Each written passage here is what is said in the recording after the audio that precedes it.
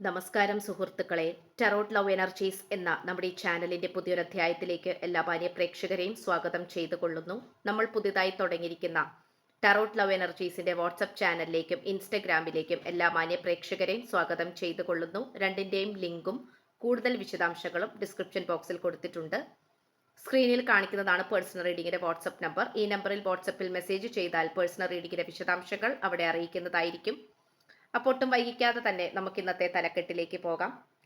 എന്തിന്റെ കാരണത്താലാണ് നിങ്ങൾക്കും ഈ വ്യക്തിക്കുമിടയിൽ അകൽച്ച ഉണ്ടായത്? യഥാർത്ഥ കാരണങ്ങളെ തേടിയുള്ള വായന. അപ്പൊ തീർച്ചയായിട്ടും നമ്മൾ ഇന്ന് മുഴുവനായിട്ടും കംപ്ലീറ്റ് ആയിട്ട് നോക്കാനായിട്ട് പോകുന്നത് എന്ത് കാരണത്താലാണ് നിങ്ങൾ രണ്ടുപേരും അല്ലെങ്കിൽ നിങ്ങളുടെ രണ്ടുപേർക്കും ഇടയിൽ അകൽച്ചകൾ ഉണ്ടായത്. ഇത് നമുക്ക് ഏറ്റവും കൂടുതൽ കാണാനായിട്ട് സാധിക്കുന്നത് ഇവിടെ വളരെ നല്ല രീതിയിലുള്ള തേർഡ് പാർട്ടി സിറ്റുവേഷൻ ഉണ്ട് എന്നത് തന്നെയാണ്. ഈ തേർഡ് പാർട്ടി സിറ്റുവേഷൻ എന്ന് പറയുമ്പോൾ തീർത്തും അത് നമുക്കൊരു സാധാരണ രീതിയിലുള്ള ഒരു ബന്ധമാണ് അല്ലെങ്കിൽ സാധാരണ രീതിയിലുള്ള ഒരു വ്യക്തിയാണ് എന്ന് നമുക്ക് പറയാൻ സാധിക്കുകയില്ല. നിങ്ങൾ രണ്ടുപേരും തമ്മിലുള്ള ഈ ഒരു ബന്ധത്തെ പരിപൂർണമായിട്ടും നശിപ്പിച്ചു കളയുന്ന രീതിയിലുള്ള തേർഡ് പാർട്ടി അവസ്ഥകളാണ് വന്നുപെട്ടിട്ടുള്ളത്. ഇവിടെ തടസ്സമായിട്ട് നിൽക്കുന്നത് ഒരു സാഹചര്യമോ അല്ലെങ്കിൽ എന്തെങ്കിലും അവസ്ഥയോ അല്ലെങ്കിൽ എന്തെങ്കിലും വസ്തുവോ അല്ല. തീർച്ചയായിട്ടും ഇതൊരു വ്യക്തിയെ തന്നെയാണ് സൂചിപ്പിക്കുന്നത്.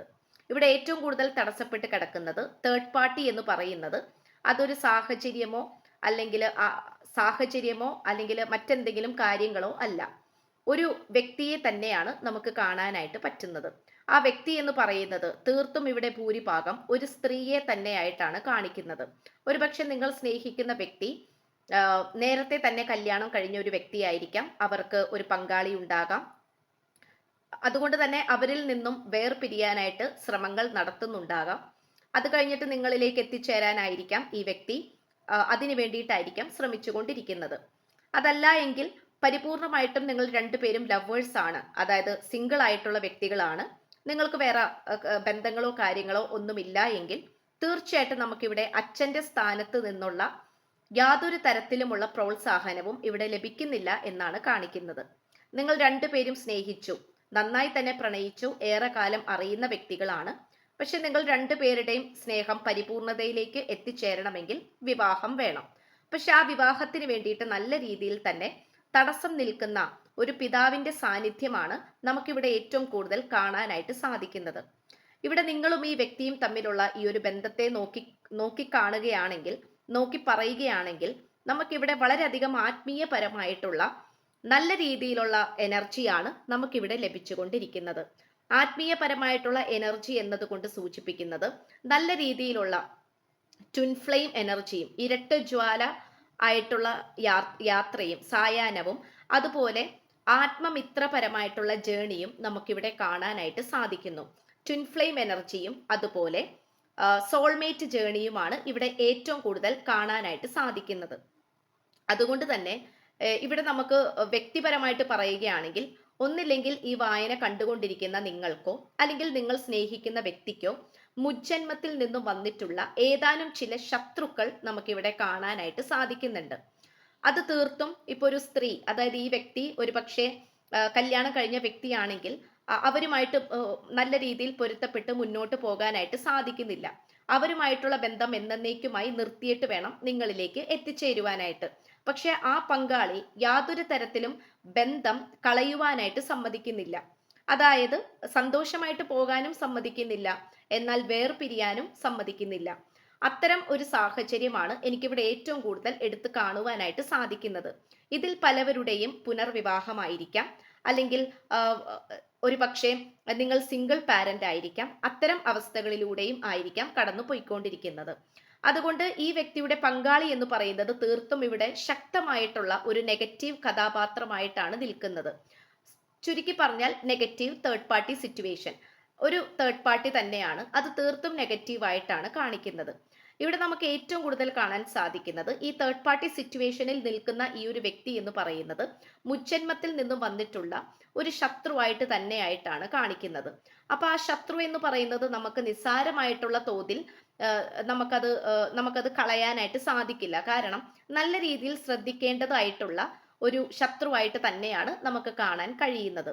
ഇവിടെ ഡബിൾ എനർജി ലഭിച്ചിട്ടുള്ളത് കൊണ്ട് തന്നെ അവർ അവരുടെ ലക്ഷ്യം പൂർത്തീകരിക്കുവാൻ വേണ്ടിയിട്ട് പല അടവുകളും പയറ്റും എന്നുള്ളത് മറ്റൊരു സത്യമാണ്.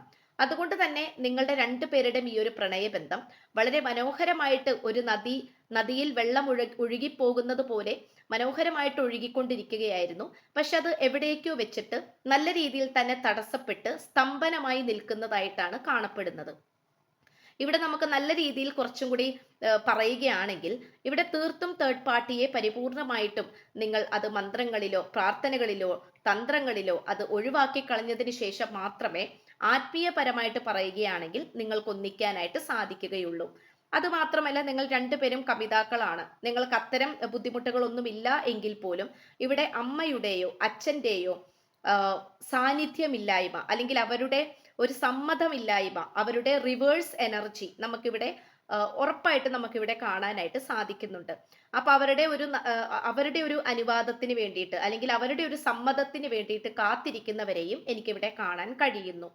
അപ്പോൾ തീർച്ചയായിട്ടും ഇത് ഒരുപക്ഷെ നിങ്ങളെ വളരെയധികം നിങ്ങളെ നിയന്ത്രിക്കാനായിട്ട് ശ്രമിക്കുന്നുണ്ട്. അതാണ് നമുക്കിവിടെ ഏറ്റവും കൂടുതൽ കാണാൻ കഴിയുന്നത്. നല്ല രീതിയിൽ തന്നെ നിങ്ങളെ നിയന്ത്രിക്കാൻ ശ്രമിക്കുന്നുണ്ട്. നിങ്ങളുടെ വ്യക്തിപരമായിട്ടുള്ള സ്വാതന്ത്ര്യമോ ഇഷ്ടങ്ങളോ അതിലേക്കൊക്കെ കൈയടത്തിക്കൊണ്ട് തന്നെ നിങ്ങളെ വേദനിപ്പിക്കുന്ന രീതിയിലേക്കാണ് ഈ ഒരു തേർഡ് പാർട്ടി അവസ്ഥകൾ മുന്നോട്ട് പോയിക്കൊണ്ടിരിക്കുന്നത്. ഒരുപക്ഷെ നിങ്ങൾ സ്നേഹിക്കുന്ന വ്യക്തി വിദേശത്തായിരിക്കാം, അല്ലെങ്കിൽ നിങ്ങൾ വിദേശത്തായിരിക്കാം ജോലി ചെയ്യുന്നത്. അതുകൊണ്ട് തന്നെ രണ്ടുപേരും ശാരീരികപരമായിട്ട് നേരിട്ട് കാണാൻ, അതായത് നേരിട്ട് കണ്ടൊന്ന് സംസാരിക്കാൻ, നിങ്ങളുടെ വിഷമങ്ങൾ ഒന്ന് തുറന്നു പറയാനുമൊക്കെ നല്ല രീതിയിലുള്ള തടസ്സങ്ങളായിട്ടാണ് കാണിക്കുന്നത്. ഒരുപക്ഷെ ഒരു വീട്ടിൽ പോലും നിങ്ങൾ വളരെയധികം അടച്ചിരിക്കപ്പെട്ടിരിക്കുന്ന അവസ്ഥയായിട്ടും കാണപ്പെടുന്നു. അതുകൊണ്ട് തന്നെ നിങ്ങൾ പോലും പല തവണയും നിങ്ങൾ ആണെങ്കിലും, നിങ്ങളായ പ്രേക്ഷകരാണെങ്കിലും, നിങ്ങൾ സ്നേഹിക്കുന്ന വ്യക്തിയാണെങ്കിലും നല്ല രീതിയിൽ തന്നെ ചിന്തിക്കുന്നുണ്ട് ഈ ബന്ധം എന്തുകൊണ്ടാണ് ഇങ്ങനെയൊക്കെ സംഭവിച്ച് വന്നിട്ടുള്ളത്. അപ്പൊ തീർത്തും ഇത് ഇങ്ങനെയൊക്കെ സംഭവിച്ചിട്ടുള്ളത് മുജ്ജന്മത്തിൽ നിന്നുള്ള ശത്രുക്കളുടെ വരവും അതുപോലെ നിങ്ങളുടെ ഈ ഒരു സ്നേഹ സംബന്ധമായിട്ടുള്ള ഈ ഒരു പ്രശ്നങ്ങൾ വളരെയധികം ഉയർന്നു നിൽക്കുന്നത് കൊണ്ടും തന്നെയാണ് കാര്യങ്ങൾ ഇത്രയും ഒരു ഒട്ടും പ്രതീക്ഷിക്കാത്ത രീതിയിൽ തലകീഴായി മറിഞ്ഞിട്ടുള്ളത്. വളരെ സമാധാനത്തോടു കൂടിയും സന്തോഷത്തോടു കൂടിയും ഇത് മുന്നോട്ട് പോകും, ഇതിൽ നല്ലൊരു ഉറച്ച തീരുമാനം എടുക്കാൻ സാധിക്കും എന്നുള്ള ഒരു മനോഭാവത്തോടു കൂടി തന്നെയാണ് നിങ്ങൾ രണ്ടുപേരും ഈ ഒരു ബന്ധം തുടങ്ങി വെച്ചത്. യാതൊരു കാരണവശാലും ഒരു നേരം പോക്കിനോ അല്ലെങ്കിൽ കുറച്ച് സമയത്തേക്കുള്ള സന്തോഷത്തിനോ വേണ്ടിയിട്ടല്ല ഈ ഒരു ബന്ധം നിങ്ങൾ തുടങ്ങി വെച്ചത്. തീർച്ചയായിട്ടും നിങ്ങൾ രണ്ടുപേരും ഇതിന് നല്ല രീതിയിൽ തന്നെ ഒന്നിക്കണം, മറ്റുള്ളവരുടെ മുന്നിൽ ജീവിച്ച് കാണിക്കണം എന്നുള്ള വീറും വാശിയോട് കൂടി തന്നെയാണ് ഇത് തുടങ്ങി വെച്ചിട്ടുള്ളത്. ആ ഒരു വാശി നിങ്ങളുടെ രണ്ടുപേരുടെ മനസ്സിൽ ഇപ്പോഴും നിലനിൽക്കുന്നുണ്ട് എന്നുള്ളത് മറ്റൊരു സത്യമാണ്. നിങ്ങൾ നല്ല രീതിയിലുള്ള പ്രാർത്ഥനകളൊക്കെ ചെയ്യുന്നവരായിട്ട് കാണപ്പെടുന്നു. പക്ഷെ ഇവിടെ തേർഡ് പാർട്ടി എന്ന് പറയുന്നത് നല്ല രീതിയിൽ തന്നെ ജ്വലിച്ച് നിൽക്കുന്നതായിട്ട് കാണപ്പെടുന്നു. ഇവിടെ ചില സമയങ്ങളിൽ ഈ തേർഡ് പാർട്ടിയുടെ ശക്തിക്ക് ക്ഷയം സംഭവിക്കുന്നുണ്ട്. അതായത് തേർഡ് പാർട്ടിയുടെ ശക്തിക്ക് നല്ല രീതിയിൽ തന്നെ താഴ്ന്നു പോകുന്നുണ്ട്. ആ ഒരു സമയത്ത് നിങ്ങൾ ചെയ്യുന്ന പ്രാർത്ഥനകൾ മുന്നിട്ട് നിൽക്കാനും നിങ്ങളുടെ ആഗ്രഹങ്ങൾ എന്താണോ അതിലേക്ക് എത്തിച്ചേരുവാനായിട്ട് നിങ്ങളെ കൊണ്ട് സാധിക്കും എന്നുള്ള രീതിയിലുള്ള ഒരു സന്ദേശമാണ്, ഒരു രഹസ്യ സന്ദേശമാണ് പ്രപഞ്ച ശക്തിയിൽ നിന്നും ഇന്നത്തെ വായനയിലൂടെ നമുക്ക് ലഭിച്ചുകൊണ്ടിരിക്കുന്നത്. കാരണം ഏതൊരു എനർജി ആണെങ്കിൽ പോലും അതിന്റെ വൈബ്രേഷന് നല്ല രീതിയിലുള്ള വ്യത്യാസങ്ങൾ ഉണ്ടാകും. എപ്പോഴും ഉയർന്ന തലത്തിൽ തന്നെ നിൽക്കണമെന്നില്ല, എപ്പോഴും താഴ്ന്ന തലത്തിൽ തന്നെ നിൽക്കണമെന്നില്ല. അപ്പൊ തേർഡ് പാർട്ടിയുടെ ഊർജം ഈ ഒരു വായനയിൽ ഉയർന്നു നിൽക്കുകയും നിങ്ങളുടെ ഊർജം അത്യാവശ്യം താഴ്ന്ന നിലയിലുമാണ് കാണപ്പെടുന്നത്. ഏതോ ഒരു സമയത്ത്, അത് അധികം വൈകാതെ തന്നെ, അധികം താമസമൊന്നുമില്ല, അധികം വൈകാതെ തന്നെ ഏതെങ്കിലും ഒരു സാഹചര്യത്തിൽ തേർഡ് പാർട്ടിയുടെ ആ ഒരു ഊർജം കുത്തനെ ഇടിഞ്ഞു വീഴുന്നതായിട്ട്, അതായത് താഴ്ന്നു പോകുന്നതായിട്ട് കാണിക്കുന്നു. ആ ഒരു ഗ്യാപ്പിൽ അല്ലെങ്കിൽ ആ ഒരു സമയത്ത് നിങ്ങളുടെ ഊർജം വളരെയധികം ഉയർന്നു വരുന്നതുമായിട്ടാണ് കാണപ്പെടുന്നതും.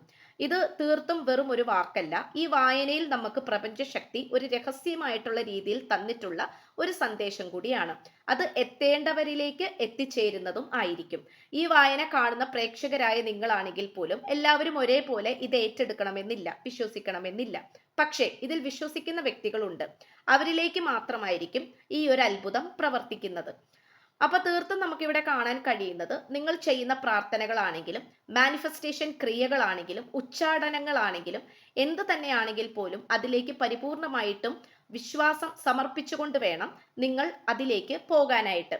കാരണം ഇതിന് യാതൊരു തരത്തിലുമുള്ള റിസൾട്ട് ലഭിക്കുന്നില്ലല്ലോ, പരിഹാരമാകുന്നില്ലല്ലോ എന്നുള്ള ചിന്താഗതിയോട് കൂടി നിർത്തിവെക്കരുത്, അല്ലെങ്കിൽ നിങ്ങൾ ഇതിൽ നിന്നും പിന്മാറരുത്. അങ്ങനെ സംഭവിക്കുമ്പോൾ നിങ്ങളുടെ ഊർജവും കൂടി തേർഡ് പാർട്ടിയിലേക്ക് പോകുന്നതായിട്ടും അവരുടെ ലക്ഷ്യം എന്താണോ അതിലേക്ക് അവർ എത്തിച്ചേരുന്നതുമായിട്ടാണ് കാണപ്പെടുന്നത്. അത് നിങ്ങൾ മനസ്സിലാക്കാനായിട്ട് ശ്രമിക്കുക.